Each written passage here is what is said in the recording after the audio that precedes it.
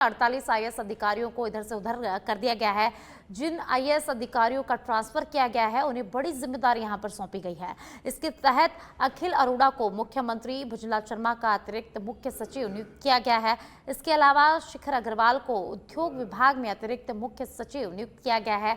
प्रवीण गुप्ता को ACS PWD के साथ अतिरिक्त मुख्य सचिव पर्यटन, कला, साहित्य, संस्कृति और पुरातत्व विभाग में भेजा गया है, जबकि राजस्थान पर्यटन विकास निगम के अध्यक्ष का भी कार्यभार उनको सौंपा गया है।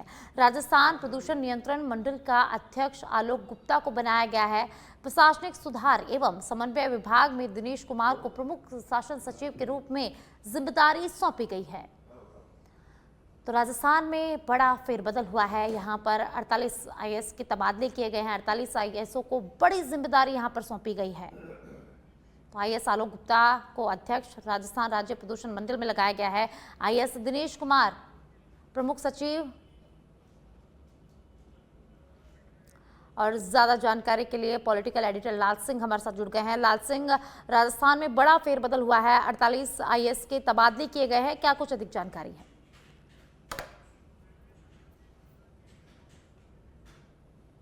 निर्वाचन के पदभार ग्रहण करने के 5वें दिन ही शुक्रवार देर रात को जारी कर दिया गया था लिस्ट को। एक बड़ा बदलाव इसमें देखने को मिल रहा है और संभवतः कुछ बदलाव तो ऐसे हैं जो अगर हम ब्यूरोक्रेसी के पूरे इतिहास में देखें जो पहली बार हुआ है। सामान्य तो ऐसा हुआ नहीं है। शिखर अग्रवाल एसीएस का पीएमओ से उद्योग और में ट्रांसफर ही अपने आप में काफी एक बड़ा बदलाव हम कह सकते हैं, क्योंकि जनरली हम सामान्यतः पिछले मुख्यमंत्रियों सरकार पर नजर डालें तो ऐसा होता नहीं है, लेकिन इस बार ये हुआ है, बड़ा बदलाव देखने को मिल रहा है।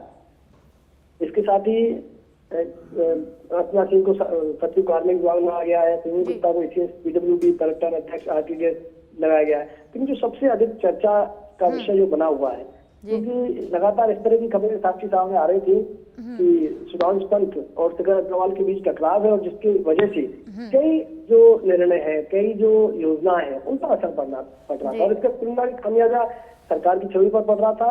और या मैं दूसरी तरफ कहूँ तो जनता को उसका खामियाजा भुगतना पड़ रहा था, जिसके कारण आपने देखा होगा तो प्रभाव से जैसे ही सुधांशु पंत को दिल्ली बुलाया गया उसके बाद ये अटकलों का दौर शुरू हो गया था कि बड़े बदलाव की फहरिस्त तैयार हो रही है। और मुख्य सचिव श्रीनिवासन के पदभार ग्रहण करने के बाद, हालांकि ये मैं कह सकता हूँ कि इतनी जल्द सूची आ जाएगी ये शायद बहुत कम लोगों को उम्मीद होगी, लेकिन 5वें दिन ही आ जाना इसका मतलब पहले से एक तैयारी हो रही थी, एक बड़े बदलाव की तैयारी हो रही थी ब्यूरोक्रेसी में, टॉप से बॉटम से लेकर मैं कह सकता हूँ टॉप तक। यानी कि अगर शिखर अग्रवाल एक शिखर पर मौजूद थे, वहां से लेकर और तमाम विभागों के जो अधिकारियों को बदलना जो एक बड़े बदलाव के सूचक बनते हैं, बड़ी जन योजनाओं को लागू करने में उनकी अहम भूमिका होती है।